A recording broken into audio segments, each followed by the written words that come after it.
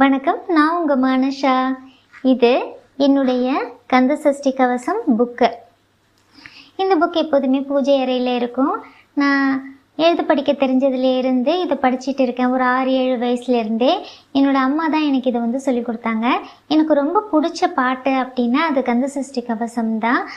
அது ஏன் அப்படின்னா அது தமிழில் இருக்கிறதுனால, அதுக்கப்புறம் அதோட அர்த்தம் எல்லாம் எனக்கு நல்லா புரியறதுனால, அப்புறம் அதில் சொல்லியிருக்க எல்லா விஷயங்களையும் நம்மளோட லைஃப்பில் அப்படியே கனெக்ட் பண்ணவே முடியும். அதனாலையும் எனக்கு கந்த சஷ்டி கவசம் பிடிக்கும். கொஞ்ச நேரம் நம்ம கந்த சஷ்டி கவசம் பற்றி பேசலாம். அதுலேயும் நம்ம ஃபோக்கஸ் மைண்ட்ஃபுல்னஸ் பற்றி தான்.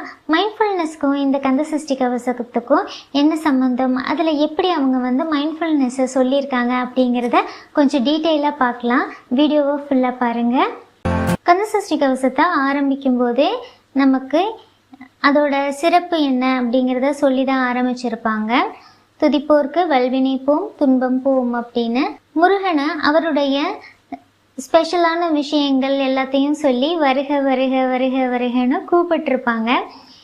அதுக்கப்புறமா அவர் நம்மளை காப்பாற்றணும் அப்படின்னு சொல்லியிருப்பாங்க. அதுக்கப்புறம் நமக்கு என்ன மாதிரியெல்லாம் பெனிஃபிட்ஸ் கிடைக்கணும், நம்ம எப்படி இருக்கணும் அப்படிங்கிறத கந்த சஷ்டி கவசமில் சொல்லியிருப்பாங்க. அதுக்கப்புறம் வாழ்க வாழ்கன்னு சொல்லி முடிச்சிருப்பாங்க. அதுதான் கந்த சஷ்டி கவசம், ரைட்டா? அதில் நம்ம பார்க்க வேண்டியது என்ன அப்படி, சிந்தை கலங்காது தியானிப்பவருக்கு அப்படின்னு அதில் ஒரு லைன் வரும். அது என்ன அர்த்தம் அப்படின்னா, நம்ம கந்த சஷ்டி கவசமாக வாசிக்கும்போது நம்மளுடைய சிந்தனையை வேற எங்கேயும் சிதற விடாமல் முழு கவனமும் வச்சு அதை படித்தா நமக்கு என்ன பலன் கிடைக்கும்னு சொல்லியிருப்பாங்க.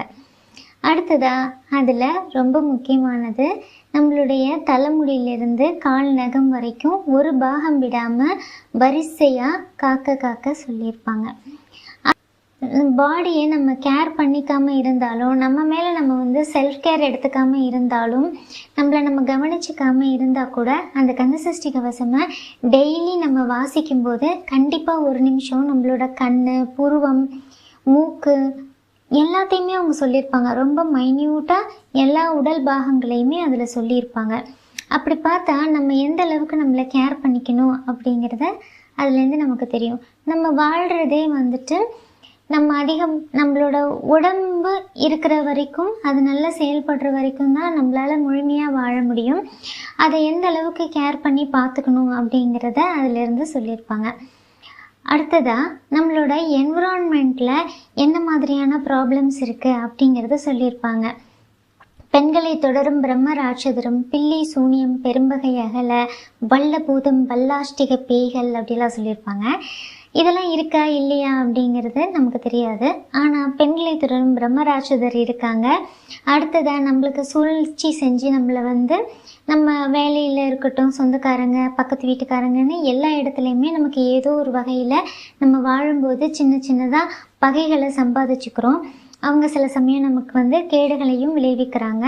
அதுவும் நம்மளை பார்த்தா போயிடணும் அப்படின்னு சொல்லியிருப்பாங்க. இது எல்லாத்துலேயுமே என்ன அப்படின்னா, இந்த கண்ணுக்கு தெரியாத பேய் பூதம் அப்படிங்கிறது கூட என்னை பார்த்தா பயப்படணும்னு சொல்லியிருப்பாங்க. இதெல்லாம் இருக்கா இல்லையா அப்படிங்கிற ஆர்கியூமெண்ட்டே நமக்கு தேவையில்லை. அதெல்லாம் என்னை பார்த்தா பயப்படணும். என்னை பார்த்தா அப்படின்னு அவங்க சொல்கிறது யாருன்னா, அந்த கந்த சஷ்டி கவசத்தை வாசிக்கிறவங்கள.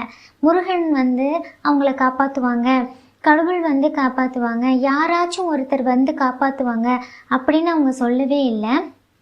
பாதகம் செய்கிறவங்க, தப்பு பண்ணுறவங்க எல்லாருமே என் முன்னாடி நிற்க முடியாது. பாவங்கள் எல்லாம் என்னை பார்த்தா பொடி பொடியாக போயிடும். நான் இதை ஒழுங்காக படித்தேன்னா அந்த சக்தி எனக்கே இருக்குது. என்னை யாரும் எதுவுமே பண்ண முடியாது. அப்போ என்ன அர்த்தம், நமக்குள்ளேயே எல்லா சக்தியும் இருக்குது. நம்மளே காப்பாற்றிக்கிறதுக்கும் நம்ம பார்த்துக்கிறதுக்கும் எல்லா விதமான சக்தியும் நமக்குள்ளேயே இருக்குது அப்படிங்கிறது தான் இதில் சொல்கிறாங்க.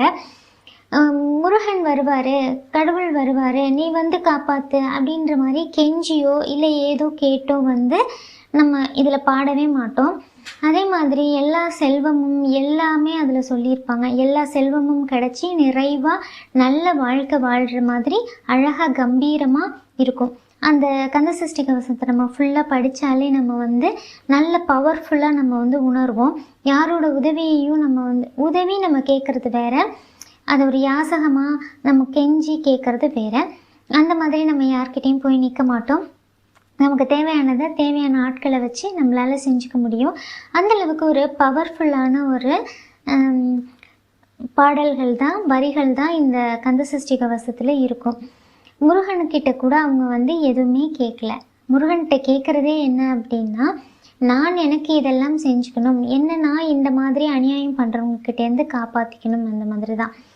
இதை நம்ம டெய்லி வாசிச்சுட்டே வரும்போது நம்மளை சுற்றி நடக்கிற எல்லா விஷயங்கள் மீதுமே நமக்கு ஃபோக்கஸ் இருக்கும்.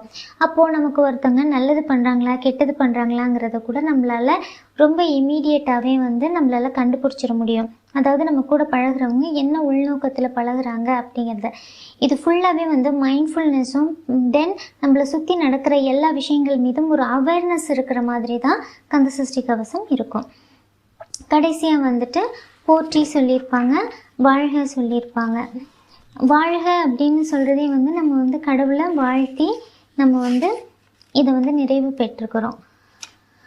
ஒரு கடவுளை எப்படி பார்க்கணும், ஒரு தோழனாக பார்க்கணும் அப்படின்னு சொல்லுவாங்க. நமக்கு கோபம் வரும்போது நம்ம போய் கேட்குற அளவுக்கு உரிமை இருக்கணும்.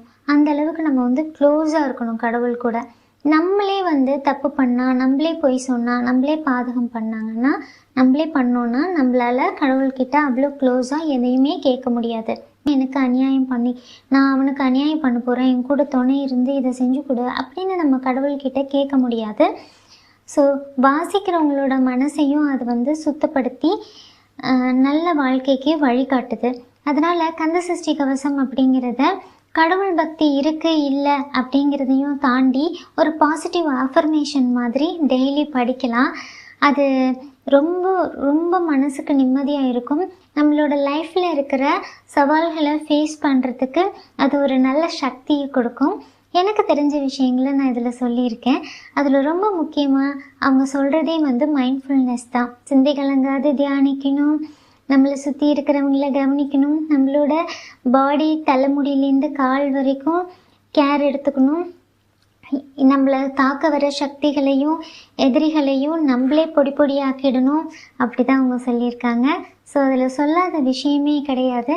டெய்லி ஒரு டைம் வாசிங்க, சிந்தை கலங்காது வாசிங்க, எல்லா அருளும் கிடச்சி நம்ம சந்தோஷமாக இருக்கலாம். அன்புடன் மனஷா.